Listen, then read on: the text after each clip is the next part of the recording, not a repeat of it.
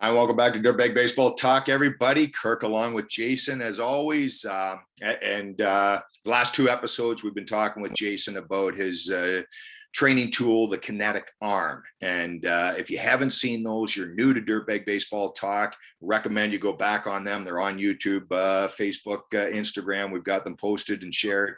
And definitely subscribe to us right there at Dirtbag Baseball Talk on our YouTube channel, because that's how you're going to stay up to date with everything we're going on. So today, Jason and I are going to get into some of the truths, the realities, and maybe the whatever he wants to call them when he's talking about it, but of stretching, warm-ups, really what the body is capable of doing and what it's not capable of doing. And so however you want to start it, Jason, whether it's a stretching thing or some of the crazy things that you've seen that you really want to get out to the listeners and get them on the right, because as you know, it's all about educating, empowering you dirtbags. And we're lucky enough to have Jason with his years of knowledge and ongoing passion to continue that knowledge to make sure he gets the information out there right. And we're just a portal to help him with that. So, and we're honored. So Jason, take it away, my man. So I think first, what a lot of the industry misses is kind of the credibility piece. So real fast, played baseball at least 20 years. So, been through long seasons, had the injuries, been a strength coach around 20 years, worked as a muscle specialist the last 10 years. I've either had or rehabbed somebody through just about every surgery you can think of. So I deal with doctor screw ups, I deal with PT screw ups, I consult for them. So there's really nothing I haven't done on the, injury prevention, rehab side. So a lot of times, we hear talks from people that they regurgitate things from medical journals, which I always say regurgitation blocks innovation. So thanks for having me on this episode, and we can kind of save people time and hopefully prevent injuries, but definitely have fun with talking about some of the hot topics, like whatever you want to start with: fascia, stretching, warm-up protocols. For sure. Let's talk about that fascia and that, because when you brought it up with me, I was overwhelmed with it. And I think it's a great place to start, because it's the actual reality of the inner workings of a body, if you want to call it that. Mm-hmm. Yeah. So it's, so coming back into baseball, trying to figure out kind of how to interject without coming in too hot, because again, I've studied everything quite in depth. So I went to, a big pitching conference, and I hear people talking about fascia and how it's like having little springs around the joints. But if you drop a ball in your hand, you can just stop it, right? It doesn't go like this and bounce. So muscles are not elastic. Fascia is definitely not elastic. In fact, the collagen fibers that make up fascia have a 2,000-pound tensile strength. So I'll say that again: fascia has a 2,000-pound tensile strength. So you hear people saying a lot, "Oh, your IT band's tight." That's not physically possible. If it doesn't have contractile capabilities, meaning it can't shorten, it definitely can't lengthen. So there's several great articles in medical journals showing where they've used hundreds of pounds of force over hours consistently, and there's been zero change in length. They've never had even up to a 1% change in length. And a 1% change in length in connective tissue is actually categorized as a grade 1 strain. I think it's the American Orthopedics Institute. So that's called an injury.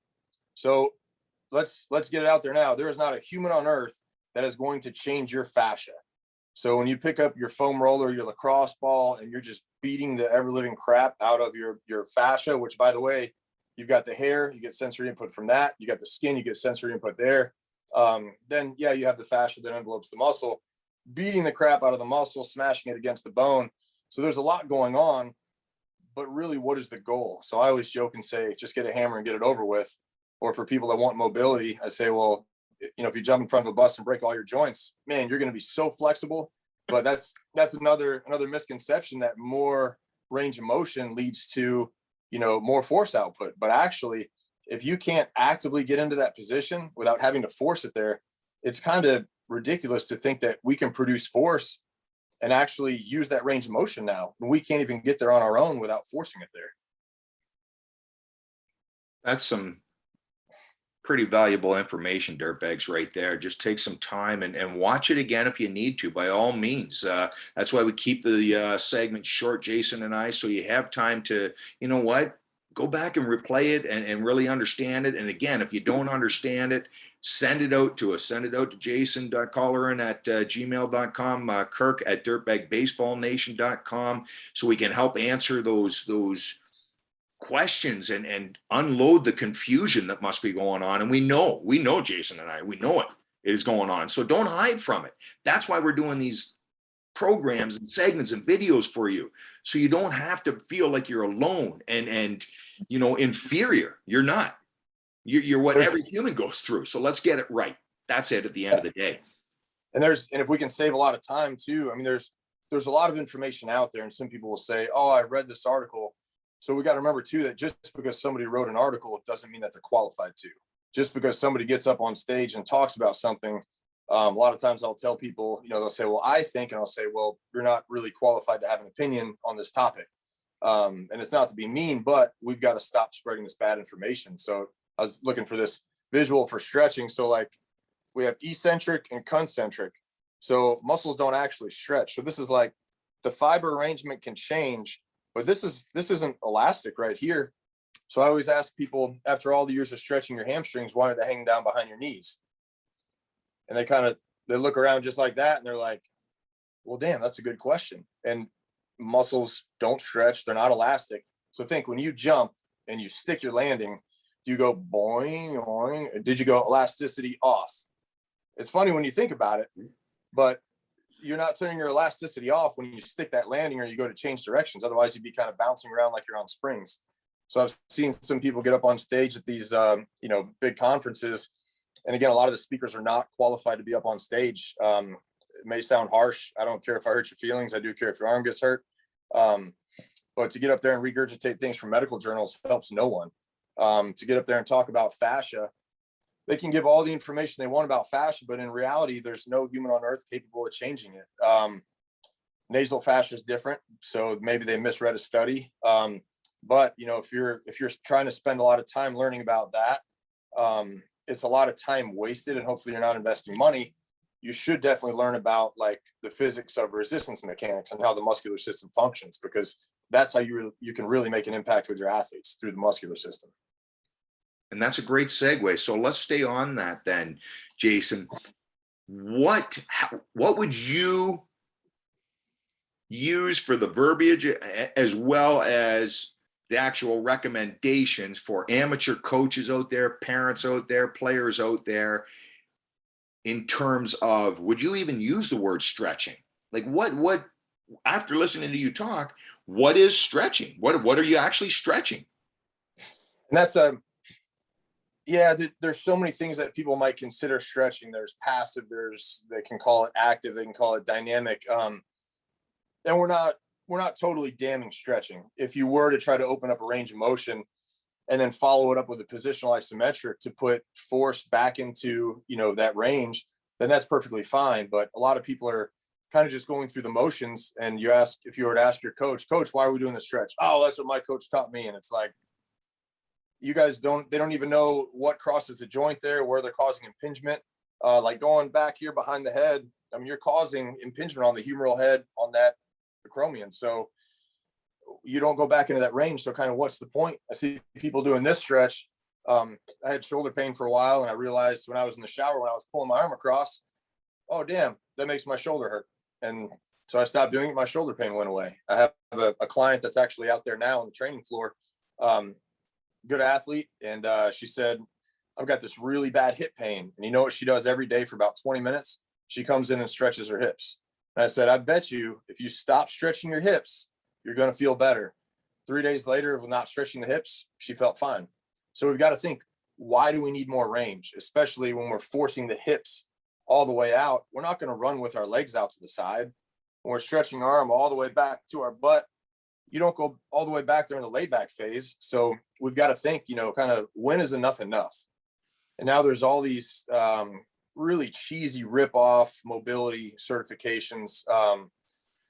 And really, we got to think like, if you go into a yoga studio, those people are really flexible, but they're not throwing 110 miles an hour. So what does it matter? So focus on the skill. And then I heard about a certification recently called Fascial line training. Fascial line training, you may as well call it bone density training, because when you apply force, those are the adaptations that you get.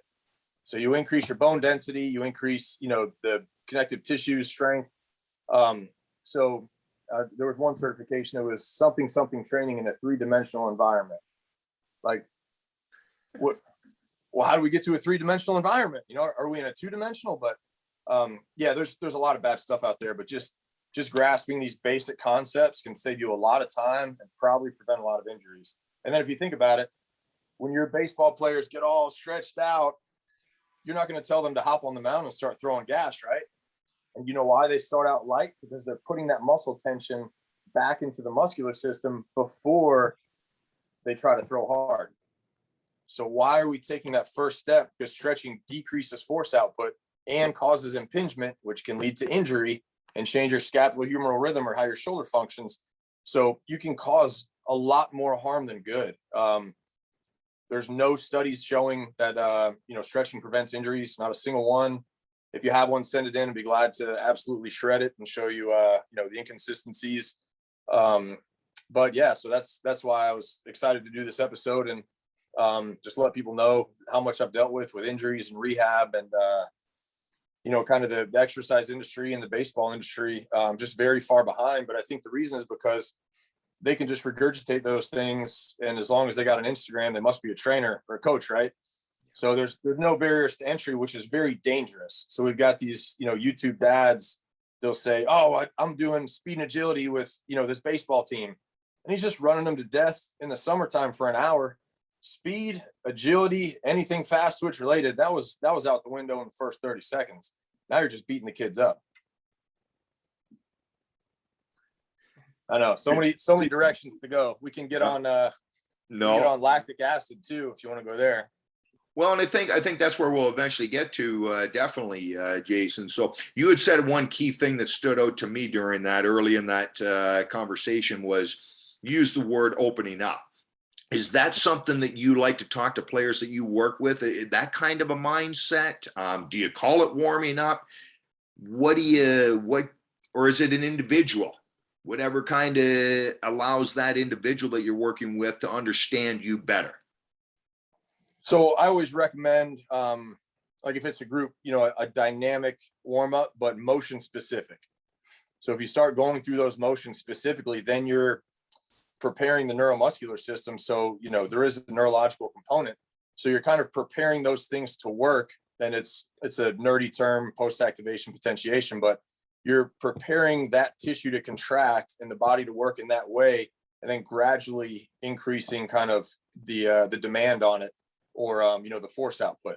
So if we're stretching, and again, stretching shuts muscles down, there's plenty of studies showing that. And here in my lab, I've got a digital dynamometer that'll measure your force output. So I'll put a coach on the table. We'll do a test where maybe he lifts his leg up about 20 degrees. I'll push down. If he can hold it, then I guess we'll say it's just a positional strength test. But then if I have him flip over and stretch his quad, however he has his players do it, and then he flips back over and we retest it with the dyno. So when we did it with the dyno the first time, you'll see up to a 50% decrease in force output. Wow. And he'll say, what happened? And I'll say, well, you tell me, because this is what you're doing to your athletes before you expect them to perform. You're shutting them down. So I know it's, stretching is kind of automatic, but in everything athletes do, they need to take a step back and think, what is the goal of this? And if they can't answer that question, you probably shouldn't do it. And if you're not sure what the goal is, try to find out. Ask, why do I need to stretch back into this crazy range? Structure dictates function. So if your joints don't have that motion, and again, we don't all have the same motion. So a lot of these call them top online programs, they say you have to have a certain amount of range for hip internal rotation, a certain amount of range for trunk internal rotation. They have no idea what they're working with. If they haven't even checked your foot function, if they don't know the structure of your hips. I've had a $100 million athlete on the table and he didn't have much internal rotation at all. So by, these online programs that kids are wasting thousands of dollars on, these guys would fail. They're making millions of dollars, but plenty of them don't have that internal rotation. So the fact that they're putting it in these kids' heads that they need to keep stretching everything out, I mean, I've had 3 guys in here with a torn hip labrum from doing that seated 90-90 stretch. Wow. So then we think about, the sleeper stretch. I mean, when you throw, do you finish like this? No. So what do you need more internal rotation for? I mean, you're already stretching the life out of your shoulder into external. So at some point, I mean, just break everything so you can do a 360-degree rotation, because it seems like that's what, trainers and coaches are going for. So again, you got to think, what's the goal and why am I doing this? Absolutely. There's no question. And I think one final thing just for today with this information, just to get coaches thinking, more amateur coaches thinking about this. With the uniqueness of baseball and team sports overall, I guess team sports in general, you could relate it to, but especially baseball, with you're maybe going to be pitching that day, you're going to be catching that day, you're going to be playing middle infield, you're going to be playing the outfield. Would you recommend overall team stretching, or a unique to the individual based on what they're going to be performing at that practice or game? As far as the warm-ups? Yes. Yeah. So warm-up, movement prep. I mean, just basic things like a jog down, back pedal back. They could do, some squats or some low sidewalks, the high knees, the butt kicks, the side shuffles, crossovers where you got your arms and your legs going across. And then even a really good one too, you can stand here, you can externally rotate and then go up. So then you're getting everything working with that scapular upward rotation, but also it's an isometric hold for external rotation. So what a lot of people don't know is how powerful isometrics are. I'm actually working on 2 isometric training devices now that'll be really easy for athletes to use. So isometrics can increase your force output. So even something as simple as pushing with internal rotation here and external here, just very light. I mean, that's going to be way more effective and actually get your muscles, turn back on. And would you recommend that one there, you doing it yourself, or would you recommend a teammate doing it? Can you overload that move? I mean, if you start out with just like 5% of force and then you can gradually increase it. But I've got some great isometric protocols where it may be like 5 sets, 5 seconds, 5% of force. Or, while they're standing out in the field, they got their cleats dug in, they can lightly push out, with their hip into abduction, internally or externally rotated. So that way they're keeping things on and firing while they're in the field. So if outfielders are standing out there or infielders and they don't make a throw for a while, absolutely start using those muscles. Because as you know, if you stand out there cold and then you've got to try to gun someone out at the plate or at third base, I mean, it's not a good feeling when you haven't been throwing and all of a sudden you got to, put all that effort into it. So this at least keeps the muscles firing, in between then while you're waiting. And that's a great place right there. Where can some of the audience be able to find some of those recommendations you're passing on, Jason? Do you have them on file yet, or is it something that you're still working in the process of building? Just in case people are interested in jumping right on it right now.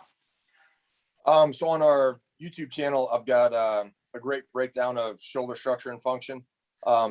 So even if, you're a strength coach and you learn that stuff, you may not have learned it this way. Kind of what's a mover, stabilizer, where the role has changed throughout scapulohumeral rhythm, things like that. How to avoid shoulder impingement.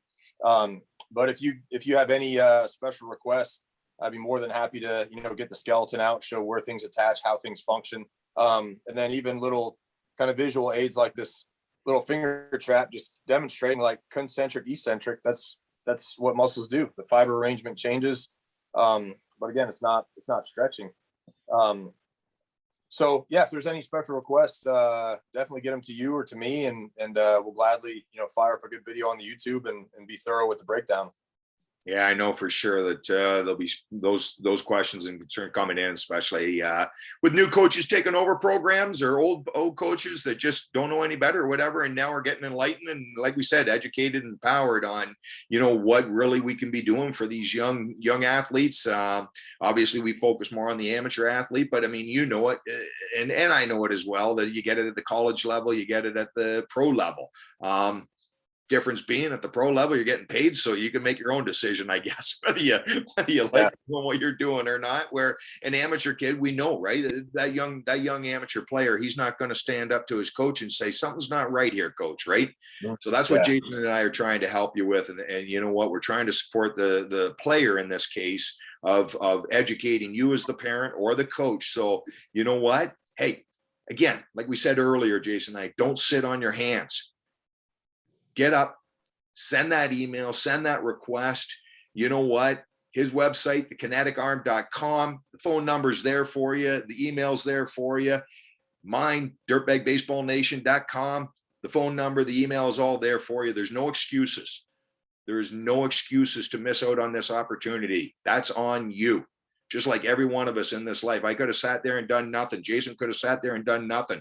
Instead, we got together. We hooked up. We talked several times, and we knew that it was a fit for us. We had the same passion and desire, and that's why we're doing it. So it's that simple. You did mention about your YouTube channel. Anybody that's new to us, Jason, what's the name of the YouTube channel that they can find you at? It's the Kinetic Arm on YouTube. There you go. There you go, Dirtbags. Kinetic Arm on YouTube. Dirtbag Baseball Talk on YouTube. Hey, again, we do social media, but that's not really our forte or whatever. And that we do it because I guess the world says we kind of have to try at it. But Jason made, in all seriousness, on the other side of it, Jason made a tremendous point early on in this episode, and that was just because somebody has thousands of likes and followers, do your research to make sure they really know if they're an educational social media part, make sure they're legit.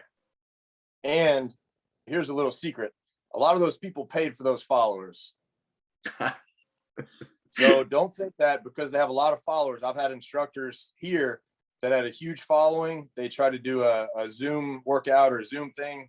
They had one person that was their friend, but they had 26,000 followers.